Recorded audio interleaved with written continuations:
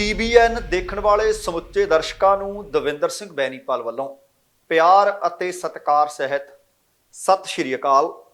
ਦਾ Benipal show ਵਿੱਚ ਤੁਹਾਡਾ ਸਭਨਾਂ ਦਾ ਨਿੱਘਾ ਸਵਾਗਤ। ਮੂਸੇਵਾਲੇ ਦੇ ਪਿਤਾ ਬਲਕੌਰ ਸਿੱਧੂ ਦਾ ਵੱਡਾ ਬਿਆਨ, ਗੋਲਡੀ ਬਰਾੜ ਦੀ ਫੇਸਬੁੱਕ ਪੋਸਟ ਤੋਂ ਬਾਅਦ ਮਨੀ ਰਈਆ ਤੇ ਤੂਫਾਨ ਦੀਆਂ ਫੇਸਬੁੱਕ ਪੋਸਟਾਂ ਚਰਚਾ 'ਚ। ਪੰਜਾਬ ਸਰਕਾਰ ਦਾ ਭ੍ਰਿਸ਼ਟਾਚਾਰ ਖਿਲਾਫ ਇੱਕ ਹੋਰ ਅਹਿਮ ਕਦਮ, ਨਸ਼ਿਆਂ ਖਿਲਾਫ ਪੰਜਾਬ ਪੁਲਿਸ ਦੀ ਵੱਡੀ ਜੰਗ, ਮਾਨ ਕੈਬਨਿਟ ਵਿੱਚ ਮੰਤਰੀਆਂ ਦੀ ਸੀਨੀਅਰਤਾ ਕੀਤੀ ਗਈ ਤੈਅ ਅਤੇ 100 ਕਰੋੜ ਵਿੱਚ ਰਾਜ ਸਭਾ ਦੀ ਸੀਟ ਦਿਵਾਉਣ ਵਾਲੇ ਗਿਰੋਹ ਦਾ ਪਰਦਾਫਾਸ਼। ਦੋਸਤੋ, ਇਹ ਕੁਝ ਜਾਣਕਾਰੀਆਂ ਆਪਣੇ ਪ੍ਰੋਗਰਾਮ ਦੌਰਾਨ ਸ਼ਾਮਲ ਕੀਤੀਆਂ ਜਾਣਗੀਆਂ। ਇਹਦੇ ਤੋਂ ਪਹਿਲਾਂ ਕਿ ਇਹਨਾਂ ਦੇ ਉੱਤੇ ਵਿਸਥਾਰ ਦੇ ਨਾਲ ਗੱਲਬਾਤ ਕੀਤੀ ਜਾਵੇ, ਤੁਹਾਨੂੰ ਸਭਨਾਂ ਨੂੰ ਬੇਨਤੀ ਹੈ ਕਿ ਪਹਿਲਾਂ ਪ੍ਰੋਗਰਾਮ ਦੇਖ ਲੈਣਾ, ਸੁਣ ਲੈਣਾ, ਜੇਕਰ ਚੰਗਾ ਲੱਗਿਆ ਫਿਰ ਲਾਈਕ ਅਤੇ ਸ਼ੇਅਰ ਜ਼ਰੂਰ ਕਰ ਦੇਣਾ। ਦੂਸਰੀ ਬੇਨਤੀ ਇਹ ਕਿ ਜੇਕਰ ਹਾਲੇ ਤੱਕ ਤੁਸੀਂ ਆਪਣੇ ਇਸ ਚੈਨਲ ਨੂੰ ਸਬਸਕ੍ਰਾਈਬ ਨਹੀਂ ਕੀਤਾ ਤਾਂ ਕਿਰਪਾ ਕਰਕੇ ਸਬਸਕ੍ਰਾਈਬ ਕਰਕੇ ਨੋਟੀਫਿਕੇਸ਼ਨ ਵਾਲੀ ਘੰਟੀ ਜ਼ਰੂਰ ਔਨ ਕਰ ਲੈਣੀ। ਤੁਹਾਡੇ ਦਿਲੋਂ ਧੰਨਵਾਦੀ ਹੋਵਾਂਗੇ। ਆਓ ਹੁਣ ਇਹਨਾਂ ਜਾਣਕਾਰੀ ਨੂੰ ਵਿਸਥਾਰ ਦੇ ਨਾਲ ਵਿਚਾਰੀਏ। ਸਿੱਧੂ ਮੂਸੇਵਾਲੇ ਦੇ ਪਿਤਾ ਨੇ ਦਰਅਸਲ ਆਪਣਾ ਇੱਕ ਦਿਲ ਦਾ ਵਲਵਲਾ ਸਾਂਝਾ ਕੀਤਾ। ਗੁੱਸਾ ਕਹੋ, ਸ਼ਬਦ ਨੂੰ ਕੋਈ ਦੇ ਲਿਓ। ਸੋਸ਼ਲ ਮੀਡੀਆ ਤੋਂ ਵੀ ਦੁਖੀ ਨੇ। ਕਿਉਂ ਦੁਖੀ ਨੇ, ਮੈਂ ਸਾਰੀ ਜਾਣਕਾਰੀ ਤੁਹਾਡੇ ਨਾਲ ਸਾਂਝੀ ਕਰਨੀ ਚਾਹੁੰਦਾ। ਦਰਅਸਲ ਬੀਤੇ ਦਿਨੀ ਉਹਨਾਂ ਨੂੰ ਕੁਝ ਧਮਕੀਆਂ ਮਿਲੀਆਂ ਨੇ। ਧਮਕੀਆਂ ਉਹਨਾਂ ਨੇ ਦੱਸਿਆ ਕਿ ਸੋਸ਼ਲ ਮੀਡੀਆ ਦੇ ਰਾਹੀਂ ਉਹਨਾਂ ਨੂੰ ਮਿਲ ਰਹੀਆਂ ਨੇ ਤੇ ਉਹਦੇ ਉੱਤੇ ਤਿੱਖੀ ਪ੍ਰਤੀਕਿਰਿਆ ਦਿੱਤੀ ਹੈ ਬਲਕੌਰ ਸਿੰਘ ਸਿੱਧੂ ਹੋਰਾਂ ਨੇ। ਉਹਨਾਂ ਨੇ ਆਖਿਆ ਕਿ ਨਾ ਤਾਂ ਮੈਂ ਧਮਕੀਆਂ ਤੋਂ ਡਰਦਾ ਤੇ ਨਾ ਜਿਹੜੇ ਸੋਸ਼ਲ ਮੀਡੀਆ ਤੇ ਧਮਕੀਆਂ ਦਿੱਤੀਆਂ ਜਾ ਰਹੀਆਂ ਨੇ ਇਹਨਾਂ ਤੇ, ਇਹ ਜਿਹੜੀਆਂ ਮੇਰੇ ਤੱਕ ਧਮਕੀਆਂ ਪਹੁੰਚੀਆਂ ਨੇ ਉਹਨਾਂ ਦਾ ਮੇਰੇ ਤੇ ਕੋਈ ਅਸਰ ਹੈ। ਅਸਲ ਦੇ ਵਿੱਚ ਪਿੰਡ ਜਵਾਹਰ ਕੇ, ਜਿੱਥੇ ਸਿੱਧੂ ਮੂਸੇਵਾਲੇ ਦਾ ਕਤਲ ਦਿਨ ਦਿਹਾੜੇ ਗੋਲੀਆਂ ਮਾਰ ਕੇ ਕੀਤਾ ਗਿਆ ਸੀ, ਉਸੇ ਪਿੰਡ ਦੇ ਵਿੱਚ ਮੂਸੇਵਾਲੇ ਦੀ ਯਾਦ ਦੇ ਵਿੱਚ ਅਖੰਡ ਪਾਠ ਸਾਹਿਬ ਦੇ ਭੋਗ ਪਾਏ ਗਏ ਸਨ ਤੇ ਉੱਥੇ ਭੋਗ ਸਮਾਗਮ ਦੇ ਵਿੱਚ ਸਿੱਧੂ ਮੂਸੇਵਾਲੇ ਦੇ ਪਿਤਾ ਬਲਕੌਰ ਸਿੰਘ ਸਿੱਧੂ ਅਤੇ ਮਾਤਾ ਚਰਨ ਕੌਰ ਉਚੇਚੇ ਤੌਰ ਤੇ ਪਹੁੰਚੇ ਸੀ। ਇਕੱਠ ਨੂੰ ਸੰਬੋਧਨ ਕਰਦਿਆਂ ਬਲਕੌਰ ਸਿੰਘ ਸਿੱਧੂ ਨੇ ਕਿਹਾ ਕਿ ਸੋਸ਼ਲ ਮੀਡੀਆ ਦੇ ਉੱਪਰ ਵਿਸ਼ਵਾਸ ਨਾ ਕਰਿਓ। ਤੁਸੀਂ ਦੇਖੋ ਕਿ ਕਿੱਡੀ ਗੱਲ ਆਖ ਦਿੱਤੀ ਹੈ। ਉਹ ਕਹਿੰਦੇ ਸੋਸ਼ਲ ਮੀਡੀਆ ਦੇ ਉੱਤੇ ਵਿਸ਼ਵਾਸ ਨਾ ਕਰਿਓ ਕਿਉਂਕਿ ਉਹਨਾਂ ਦਾ ਪਰਿਵਾਰ ਕਦੇ ਵੀ ਹਵੇਲੀ ਛੱਡ ਕੇ ਬਾਹਰ ਨਹੀਂ ਜਾਏਗਾ ਅਤੇ ਨਾ ਹੀ ਕਿਸੇ ਗੈਂਗਸਟਰ ਜਾਂ ਕਿਸੇ ਹੋਰ ਵਿਅਕਤੀ ਦੀ ਧਮਕੀ ਤੋਂ ਡਰੇਗਾ। ਕਿਉਂਕਿ ਬੀਤੇ ਕੁਝ ਦਿਨਾਂ ਤੋਂ ਖਬਰਾਂ ਆਈਆਂ ਸਨ, ਖਾਸ ਕਰਕੇ ਸੋਸ਼ਲ ਮੀਡੀਆ ਤੇ ਚਰਚਾ ਸੀ ਕਿ ਉਹ ਤਾਂ ਹਵੇਲੀ ਛੱਡ ਕੇ, ਪਿੰਡ ਛੱਡ ਕੇ ਕਿਤੇ ਹੋਰ ਚਲੇ ਗਏ ਨੇ। ਸ਼ਾਇਦ ਉਹਨਾਂ ਗੱਲਾਂ ਦਾ ਗੁੱਸਾ ਆਖੋ ਜਾਂ ਉਹਦੀ ਪ੍ਰਤੀਕਿਰਿਆ ਉਹਨਾਂ ਨੇ ਇਹ ਭੋਗ ਸਮਾਗਮ ਤੇ ਦਿੱਤੀ। ਉਹ ਕਹਿੰਦੇ ਸੋਸ਼ਲ ਮੀਡੀਆ ਤੇ ਤਰ੍ਹਾਂ ਤਰ੍ਹਾਂ ਦੀਆਂ ਅਫਵਾਹਾਂ ਫੈਲਾਈਆਂ ਜਾ ਰਹੀਆਂ ਨੇ। ਸੋਸ਼ਲ ਮੀਡੀਆ ਉਹਨਾਂ ਦੇ ਪਰਿਵਾਰ ਬਾਰੇ ਗਲਤ ਅਫਵਾਹਾਂ ਵੀ ਫੈਲਾ ਰਿਹਾ ਹੈ। ਉਹ ਕਹਿੰਦੇ ਬਾਜ਼ ਆ ਜੇ, ਨਹੀਂ ਤਾਂ ਸਾਨੂੰ ਅੱਕ ਕੇ ਕੋਈ ਇਹ ਸੋਸ਼ਲ ਮੀਡੀਆ ਦੇ ਖਿਲਾਫ ਕਦਮ ਚੁੱਕਣਾ ਪਏਗਾ। ਤੇ ਦੂਸਰੇ ਪਾਸੇ ਉਹਨਾਂ ਨੇ ਇਹ ਵੀ ਕਿਹਾ ਕਿ ਪਾਪੀਆਂ ਨੇ, ਦੋਸ਼ੀਆਂ ਨੇ ਉਹਨਾਂ ਦੇ ਪੁੱਤਰ ਨੂੰ ਸ਼ਰੇਆਮ ਗੋਲੀਆਂ ਨਾਲ ਭੁੰਨ ਦਿੱਤਾ, ਪਰ ਦੂਸਰੇ ਪਾਸੇ ਉਹਨਾਂ ਨੂੰ ਬੁਲਟ ਪ੍ਰੂਫ ਗੱਡੀਆਂ ਦੇ ਨਾਲ ਹਾਈ ਸਿਕਿਉਰਿਟੀ ਵੀ ਦਿੱਤੀ ਜਾ ਰਹੀ ਹੈ। ਉਹ ਕਹਿੰਦੇ ਤੁਰੰਤ ਵਾਪਸ ਹੋਣੀ ਚਾਹੀਦੀ ਹੈ। ਉਹਨਾਂ ਕਿਹਾ ਕਿ ਜਦੋਂ ਤੱਕ ਜੇਲ੍ਹਾਂ ਦੇ ਵਿੱਚ ਬੰਦ ਪਾਪੀਆਂ ਦਾ ਨਾਸ਼ ਨਹੀਂ ਹੋ ਜਾਂਦਾ, ਲੋਕਾਂ ਦੇ ਸਹਿਯੋਗ ਨਾਲ ਉਹ ਜੰਗ ਲੜਦੇ ਰਹਿਣਗੇ। ਉਹਨਾਂ ਨੂੰ ਉਸ ਗੱਲ ਦਾ ਵੀ, ਕਿਉਂਕਿ ਤੁਹਾਨੂੰ ਯਾਦ ਹੈ ਮਨੂ ਰੂਪਾ ਦੋਵੇਂ ਬੀਤੇ ਦਿਨੀ ਪੁਲਿਸ ਮੁਕਾਬਲੇ ਵਿੱਚ ਮਾਰੇ ਗਏ ਸਨ। ਇਸ ਮਸਲੇ ਦੇ ਉੱਤੇ ਵੀ ਉਹਨਾਂ ਨੇ ਗੱਲਬਾਤ ਕੀਤੀ। ਉਹ ਕਹਿੰਦੇ ਜਗਰੂਪ ਰੂਪਾ ਤੇ ਮਨੂ ਕੁੱਸਾ ਗੋਲੀਆਂ ਨਾਲ ਜਿਹੜੇ ਪੁਲਿਸ ਨੇ ਭੁੰਨੇ ਨੇ, ਉਹਨਾਂ ਦੀ ਕਹਿੰਦੇ ਮੈਂ ਬਹਾਦਰੀ, ਪੁਲਿਸ ਦੀ ਬਹਾਦਰੀ ਨੂੰ ਕਹਿੰਦੇ ਸਲੂਟ ਕਰਦਾ। ਮੇਰੇ ਕਾਲਜ 'ਚ ਠੰਡ ਪਈ ਹੈ, ਪਰ ਨਾਲ ਕਹਿੰਦੇ ਜਿਹੜੇ ਪੁਲਿਸ ਮੁਲਾਜ਼ਮ ਜ਼ਖਮੀ ਹੋਏ ਨੇ ਉਹਨਾਂ ਦੀ ਸਿਹਤ ਜਾਬੀ ਵਾਸਤੇ ਮੈਂ ਵਾਹਿਗੁਰੂ ਅੱਗੇ ਅਰਦਾਸ ਵੀ ਕਰਦਾ। ਉਹ ਕਹਿੰਦੇ ਭਾਵੇਂ ਸ਼ੁਭਦੀਪ ਮੂਸੇਵਾਲਾ ਛੋਟੀ ਉਮਰੇ ਚਲਾ ਗਿਆ ਪਰ ਵੱਡਾ ਕੇਡਰ ਛੱਡ ਕੇ ਗਿਆ। ਉਹਦੇ ਗੀਤ ਲੋਕਾਂ ਨੂੰ ਲੰਬਾ ਸਮਾਂ ਯਾਦ ਰਹਿਣਗੇ। ਸੱਚੀ ਸ਼ਰਧਾਂਜਲੀ ਕਹਿੰਦੇ ਇਹੀ ਹੋਏਗੀ ਕਿ ਆਓ ਆਪਾਂ ਇਨਸਾਫ ਵਾਸਤੇ ਜੰਗ ਲੜੀਏ। ਹੁਣ ਇਨਸਾਫ ਦੀ ਉਡੀਕ ਵਿੱਚ ਉਹਦਾ ਪਰਿਵਾਰ ਵੀ ਹੈ, ਮੂਸੇਵਾਲੇ ਦਾ ਲੋਕ ਵੀ ਨੇ। ਭਾਵੇਂ ਉਹ ਸਿੱਧੂ ਮੂਸੇਵਾਲੇ ਦਾ ਕਤਲ ਹੈ ਤੇ ਭਾਵੇਂ ਕਿਸ ਦਾ ਹੋਰ, ਮੈਂ ਅਕਸਰ ਕਹਿਣਾ ਹੁੰਦਾ ਹੈ ਕਿ ਇਨਸਾਫ ਹਰ ਇੱਕ ਵਿਅਕਤੀ ਨੂੰ ਮਿਲਣਾ ਚਾਹੀਦਾ ਹੈ। ਪਰ ਅਗਲੀ ਗੱਲ ਸੋਸ਼ਲ ਮੀਡੀਆ ਦਾ ਜ਼ਿਕਰ ਕਰ ਰਹੇ ਹਾਂ। ਸੋਸ਼ਲ ਮੀਡੀਆ ਕਾਫੀ ਚਰਚਾ 'ਚ ਹੈ ਇਸ ਵਕਤ। ਮੂਸੇਵਾਲੇ ਦੇ ਕਤਲ ਕਾਂਡ ਵਿੱਚ ਸ਼ਾਮਲ ਸਨ ਜਗਰੂਪ ਰੂਪਾ ਤੇ ਮਨੂ ਕੁੱਸਾ। ਉਹਨਾਂ ਦੇ ਮੁਕਾਬਲੇ ਤੋਂ ਬਾਅਦ ਗੈਂਗਸਟਰ ਜੱਗੂ ਭਗਵਾਨਪੁਰੀਆ ਦੇ ਕਾਫੀ ਕਰੀਬੀ ਦੱਸੇ ਜਾਂਦੇ ਨੇ ਸ਼ਾਰਪ ਸ਼ੂਟਰ ਮਨਦੀਪ ਤੂਫਾਨ ਅਤੇ ਮਨੀ ਰਈਆ।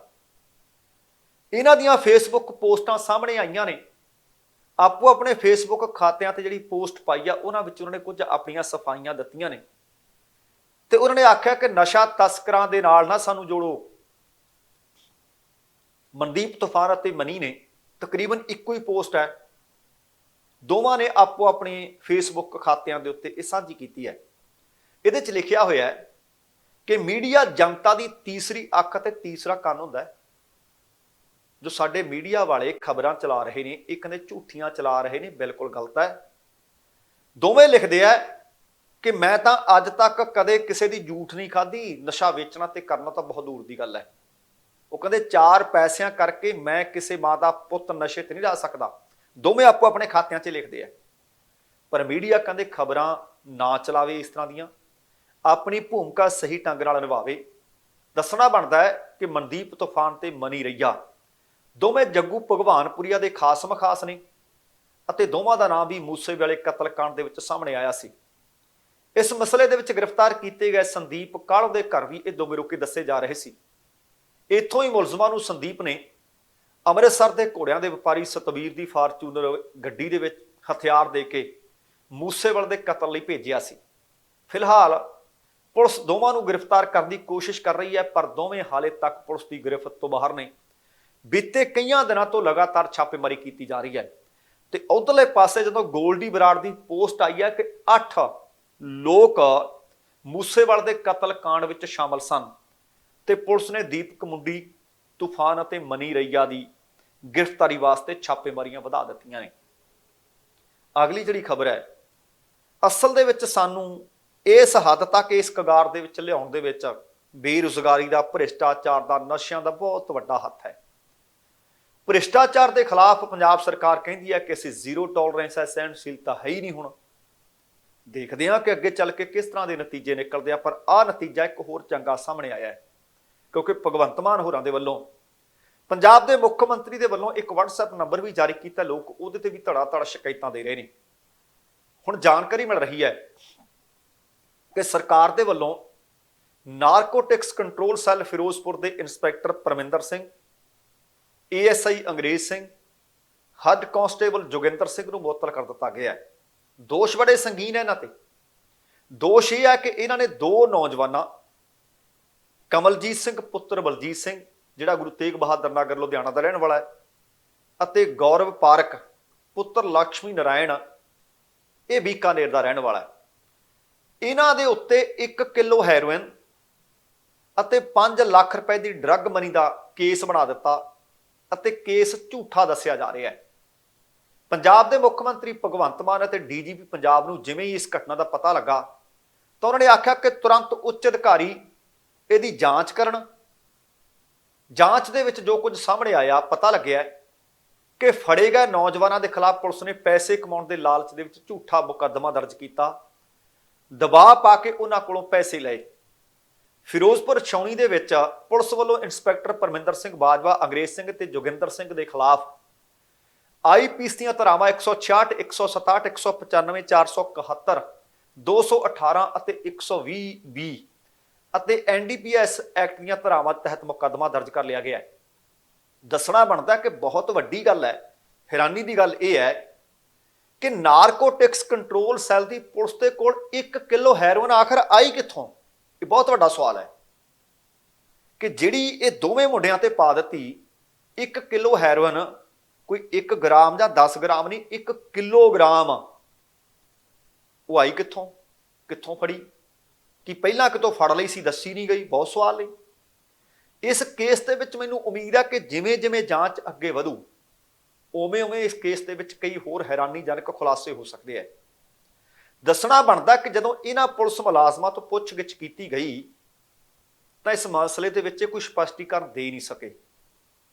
ਇਹਦੇ ਤੋਂ ਬਾਅਦ ਇਹ ਵੀ ਦੱਸਿਆ ਗਿਆ ਕਿ ਕੁਝ ਸਮੇਂ ਦੇ ਲਈ ਇਹ ਫਰਾਰ ਵੀ ਰਹੇ, ਜਿਸ ਦੇ ਕਾਰਨ ਪੁਲਿਸ ਦਾ ਸ਼ੱਕ ਲਗਾਤਾਰ ਵੱਧਦਾ ਗਿਆ।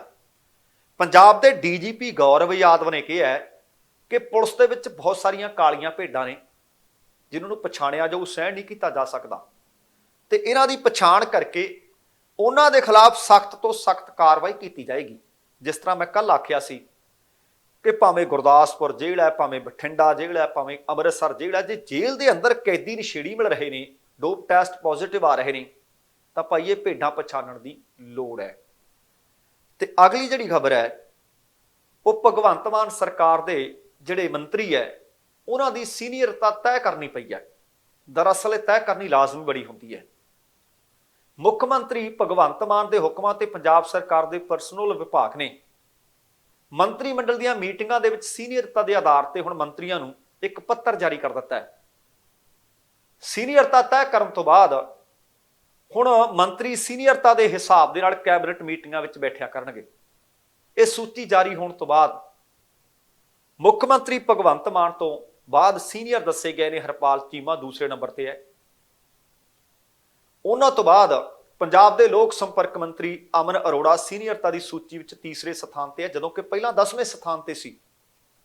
ਪਰਸਨਲ ਵਿਭਾਗ ਦੇ ਵੱਲੋਂ ਜਾਰੀ ਕੀਤੀ ਸੂਚੀ ਦੇ ਅਨੁਸਾਰ ਪਹਿਲਾਂ ਭਗਵੰਤ ਮਾਨ, ਫਿਰ ਹਰਪਾਲ ਚੀਮਾ, ਤੀਸਰੇ ਨੰਬਰ ਤੇ ਅਮਨ ਅਰੋੜਾ, ਚੌਥੇ ਨੰਬਰ ਤੇ ਡਾਕਟਰ ਬਲਜੀਤ ਕੌਰ, ਪੰਜਵੇਂ ਤੇ ਮੀਤ ਹੇਅਰ, ਛੇਵੇਂ ਤੇ ਕੁਲਦੀਪ ਸਿੰਘ ਧਾਲੀਵਾਲ, ਸੱਤਵੇਂ ਤੇ ਬ੍ਰਹਮ ਸ਼ੰਕਰ ਜਿੰਪਾ, ਅੱਠਵੇਂ ਤੇ ਲਾਲ ਚੰਦ ਕਟਾਰੂ ਚੱਕ, ਨੌਵੇਂ ਤੇ ਇੰਦਰਵੀਰ ਸਿੰਘ ਨਿੱਜਰ, 10ਵੇਂ ਤੇ ਲਾਲਜੀਤ ਸਿੰਘ ਭੁੱਲਰ, 11ਵੇਂ ਤੇ ਹਰਜੋਤ ਸਿੰਘ ਬੈਂਸ, 12ਵੇਂ ਤੇ ਹਰਭਜਨ ਸਿੰਘ, 13ਵੇਂ ਤੇ ਫੌਜਾ ਸਿੰਘ ਸਰਾਰੀ, 14ਵੇਂ ਤੇ ਚੇਤਨ ਸਿੰਘ ਜੌੜੇ ਮਾਜਰਾ ਅਤੇ ਸਭ ਤੋਂ ਅਖੀਰ ਦੇ ਵਿੱਚ ਭਾਵ ਸਭ ਤੋਂ ਜੂਨੀਅਰ ਗਗਨ ਅਨਮੋਲ ਮਾਨ ਹੋਣਗੇ।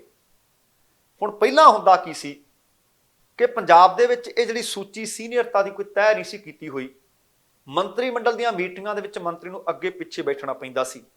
ਕਈ ਵਾਰ ਜਿਹੜੇ ਸੀਨੀਅਰ ਮੰਤਰੀ ਨੇ ਬਿਲਕੁਲ ਪਿੱਛੇ ਬੈਠੇ ਹੁੰਦੇ ਸੀ ਔਰ ਜਿਹੜੇ ਜੂਨੀਅਰ ਆਪਣੇ ਆਪ ਨੂੰ ਅੰਦਰੋਂ ਅੰਦਰ ਹੀ ਖਾਸ ਮਖਾਸ ਸਮਝੀ ਜਾਂਦੇ ਹੋਣਗੇ ਉਹ ਆ ਕੇ ਪਹਿਲਾਂ ਮੁੱਖ ਮੰਤਰੀ ਦੇ ਬਿਲਕੁਲ ਨੇੜੇ ਬੈਠ ਜਾਂਦੇ ਸੀ।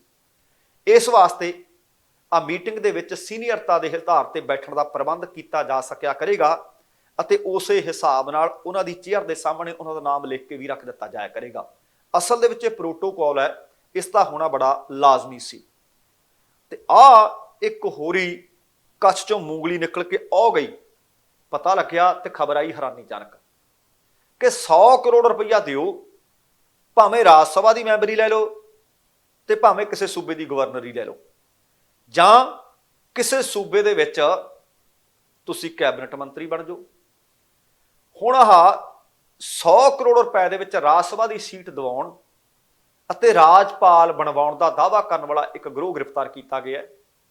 ਸੀਬੀਆਈ ਨੇ ਦਰਅਸਲ ਇੱਕ ਵੱਡੀ ਕਾਰਵਾਈ ਕੀਤੀ ਹੈ। ਕਾਰਵਾਈ ਕਰਦਿਆਂ 4 ਤੋਂ ਵੱਧ ਲੋਕ ਗ੍ਰਿਫਤਾਰ ਕੀਤੇ ਗਏ ਹੈ। ਦੱਸਣਾ ਬਣਦਾ ਕਿ ਸੀਬੀਆਈ ਬੀਤੇ ਕਈ ਦਿਨਾਂ ਤੋਂ ਇਹਨਾਂ ਦੇ ਉੱਤੇ ਨਜ਼ਰ ਰੱਖ ਰਹੀ ਸੀ। ਐਨ ਪੈਸੇ ਦੇ ਲੈਣ ਦੇਣ ਤੋਂ ਠੀਕ ਪਹਿਲਾਂ ਸੀਬੀਆਈ ਨੇ ਦੋਸ਼ੀ ਗ੍ਰਿਫਤਾਰ ਕਰ ਲਿਆ।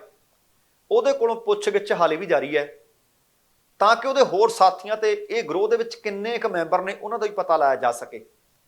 ਹੁਣ ਤੱਕ ਮਿਲੀ ਜਾਣਕਾਰੀ ਦੇ ਅਨੁਸਾਰ ਇਹਨਾਂ ਦੀ ਗਿਣਤੀ 4 ਹੈ।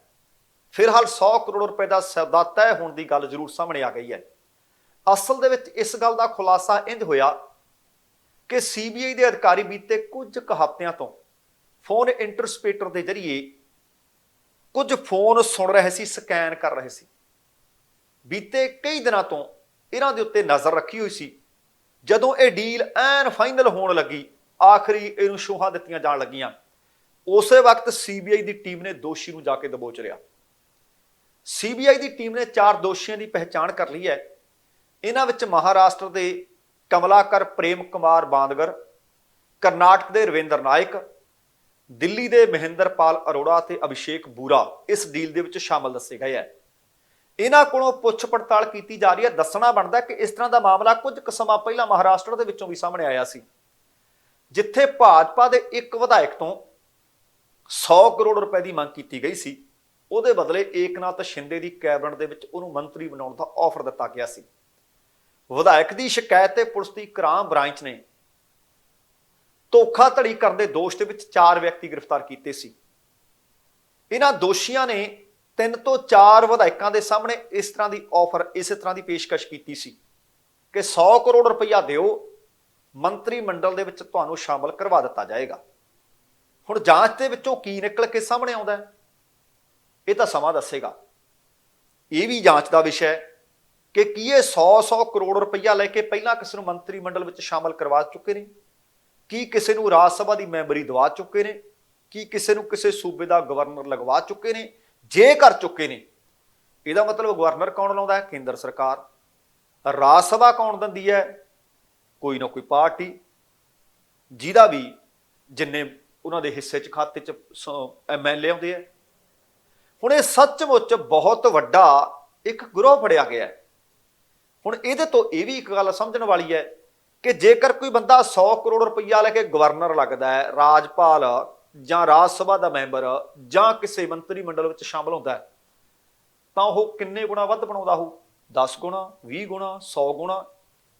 ਹੁਣ ਕਿੰਨੇ ਇਹਨਾਂ ਨੇ ਇਸ ਮਸਲੇ 'ਚ ਪੈਸੇ ਕਮਾਏ, ਕਿੰਨਿਆਂ ਨੂੰ ਆਪਣੇ ਜਾਲ 'ਚ ਫਸਾਇਆ, ਬਹੁਤ ਵੱਡੀ ਜਾਂਚ ਦਾ ਵਿਸ਼ਾ ਹੈ। ਤੇ ਅਗਲੀ ਜਿਹੜੀ ਜਾਣਕਾਰੀ ਹੈ, ਨਸ਼ਿਆਂ ਦੇ ਖਿਲਾਫ ਪੰਜਾਬ ਪੁਲਿਸ ਦੀ ਜੰਗ। ਅਸਲ ਦੇ ਵਿੱਚ ਪੰਜਾਬ ਦੇ ਮੁੱਖ ਮੰਤਰੀ ਹੋਰਾਂ ਨੇ ਦਾਅਵਾ ਕੀਤਾ ਸੀ ਚੋਣਾਂ ਤੋਂ ਪਹਿਲਾਂ, ਚੋਣਾਂ ਤੋਂ ਬਾਅਦ ਲਗਾਤਾਰ ਵਿਰੋਧੀਆਂ ਤੇ ਨਿਸ਼ਾਨੇ ਤੇ ਵੀ ਹੈ ਕਿ ਨਸ਼ੇ ਬੰਦ ਨਹੀਂ ਹੋਏ। ਪਰ ਨਸ਼ਿਆਂ ਦੀ ਕੋਈ ਇਸ ਤਰ੍ਹਾਂ ਦੀ ਸਵਿੱਚ ਹੈ ਨਹੀਂ ਵੀ ਕਿ ਔਨ ਆਫ ਇੱਕੋ ਹੀ ਦਮ ਹੋ ਜੇ, ਪਰ ਸਖਤੀ ਜ਼ਰੂਰ ਕਰਨੀ ਪਏਗੀ। ਇਹਦੇ ਖਿਲਾਫ, ਨਸ਼ਿਆਂ ਦੇ ਖਿਲਾਫ ਜਿਹੜੀ ਜੰਗ ਵਿੱਢੀ ਗਈ ਹੈ, ਉਹਦੇ ਨਤੀਜੇ ਸਾਹਮਣੇ ਆਉਣੇ ਸ਼ੁਰੂ ਹੋਏ ਹੈ। ਪਿਛਲੇ ਹਫ਼ਤੇ ਦੇ ਵਿੱਚ ਪੰਜਾਬ ਭਰ ਦੇ ਵਿੱਚੋਂ ਫਾਰਮਾ ਓਪੀਓਡਸ ਦੀਆਂ 7,93,000 ਤੋਂ ਵੱਧ ਨਸ਼ੀਲੀਆਂ ਗੋਲੀਆਂ ਵੀ ਨੇ, ਉਹਦੇ 'ਚ ਕੈਪਸੂਲ ਵੀ ਨੇ, ਉਹ 'ਚ ਟੀਕੇ ਵੀ ਨੇ ਬਰਾਮਦ ਕੀਤੇ ਗਏ ਹੈ। ਦੱਸਿਆ ਜਾ ਰਿਹਾ ਕਿ ਇਹਦੇ ਵਿੱਚ 6,82,000 ਨਸ਼ੀਲੀਆਂ ਗੋਲੀਆਂ ਨੇ, 17,169 ਨਸ਼ੀਲੇ ਟੀਕੇ ਨੇ, 85,442 ਨਸ਼ੀਲੇ ਕੈਪਸੂਲ ਨੇ, 8648 ਨਸ਼ੀਲੀਆਂ ਦਵਾਈਆਂ ਦੀਆਂ ਕੁਝ ਸ਼ੀਸ਼ੀਆਂ ਨੇ। Inspector general of police Sukhchain Singh Gill ਨੇ ਦੱਸਿਆ, ਕਿਉਂਕਿ ਹਫ਼ਤਾਵਾਰੀ ਉਹ ਪ੍ਰੈਸ ਕਾਨਫਰੰਸ ਕਰਦੇ ਨੇ, ਵਾਅਦਾ ਕੀਤਾ ਕਿ ਹਰ ਹਫ਼ਤੇ ਤੁਹਾਨੂੰ ਸਟੇਟਸ ਰਿਪੋਰਟ ਦਿਆ ਕਰਾਂਗੇ ਕਿ ਪਿਛਲੇ ਹਫ਼ਤੇ 'ਚ ਨਸ਼ਿਆਂ ਦੇ ਖਿਲਾਫ ਇਸ ਜੰਗ ਦੇ ਵਿੱਚ ਕੀ ਕੁਝ ਬਰਾਮਦ ਕੀਤਾ, ਕੀ ਕੁਝ ਬਰਾਮਦ ਕੀਤਾ ਹੈ। ਇਸ ਪ੍ਰੈਸ ਕਾਨਫਰੰਸ ਨੂੰ ਸੰਬੋਧਨ ਕਰਦਿਆਂ ਗਿੱਲ ਸਾਹਿਬ ਨੇ ਦੱਸਿਆ ਕਿ ਫਤਿਹਗੜ੍ਹ ਸਾਹਿਬ ਪੁਲਿਸ ਨੇ ਯੂਪੀ ਦੇ ਸਹਾਰਨਪੁਰ ਜ਼ਿਲ੍ਹੇ ਦੇ ਵਿੱਚੋਂ ਇੱਕ ਗੈਰ ਕਾਨੂੰਨੀ ਸਟੋਰੇਜ, ਇੱਕ ਗੋਦਾਮ, ਉਹਦੇ ਵਿੱਚ ਛਾਪੇਮਾਰੀ ਕੀਤੀ।